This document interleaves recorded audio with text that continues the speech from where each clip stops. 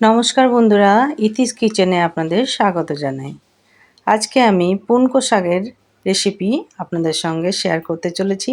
তাই ছোট্ট বাগানে আমার পুনকো শাক হয়েছিল, সেটা আমি তুলে নিয়ে চলে এসেছি। আর এই শাকের আমি আজকে পোস্ত বানাবো। চলুন দেখে নিই তার জন্য কি করছি।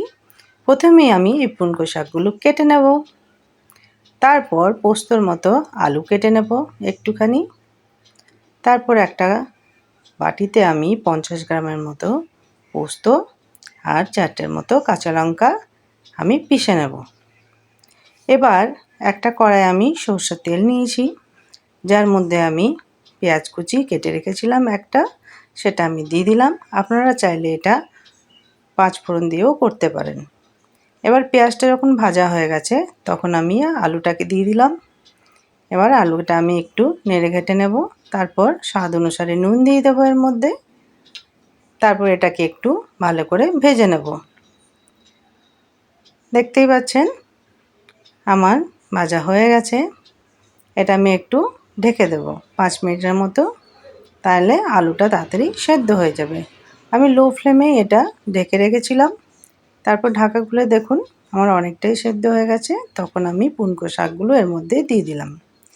এবার পুনকো শাকগুলো একটু নেড়ে ঘেটে নেওয়ার পর আবারও এটাকে আমি ঢেকে রেখে দেবো।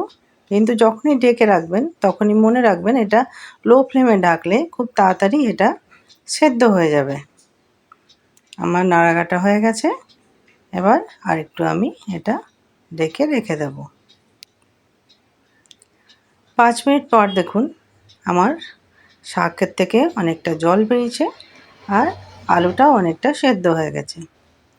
সেই সময় আমি একটুখানি জল অ্যাড করে দেবো। এটাতে বেশি জল দেবেন না, তাহলে পোস্তর টেস্টটা ভালো হবে না।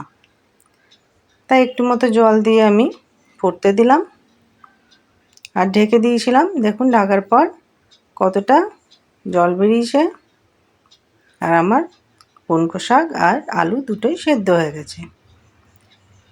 একটু জলটা কমে গেলে তারপর আমি এর মধ্যে পোস্তটা দিয়ে দেব। দেখতেই পাচ্ছেন জলটা অনেকটা কমে গেছে। আমি পোস্তটা দিয়ে দিলাম, যেটা আমি বেটে রেখেছিলাম। তারপর ওটা দেওয়ার পর একটু নেড়ে ঘেটে নেব। বাস আমার তৈরি হয়ে যাবে।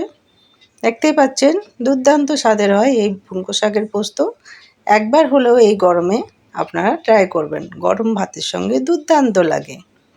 ভিডিওটা ভালো লাগলে লাইক, শেয়ার আর কমেন্ট করতে একদম ভুলবেন না। আর খুব ভালো লাগলে সাবস্ক্রাইব করতে একদম ভুলবেন না। বাই।